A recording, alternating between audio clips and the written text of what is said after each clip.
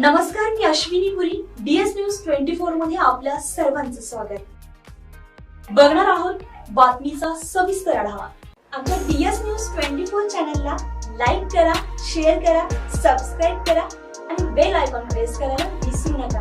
केंद्रीय आरोग्य राज्यमंत्री प्रतापराव जाधव यांच्या कारचा भीषण अपघात झाल्याची घटना समृद्धी महामार्गावर वाशिम जिल्ह्यातील मालेगाव नजीक घडली आहे.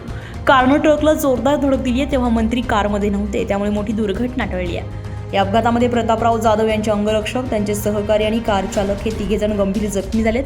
अपघातामध्ये गंभीर जखमी झालेल्या तिघांना पोलिसांनी तात्काळ वाशिम येथील एका खासगी रुग्णालयात उपचारासाठी दाखल केले. त्यांच्यावर उपचार सुरू असून तिघांची प्रकृती चिंताजनक आहे.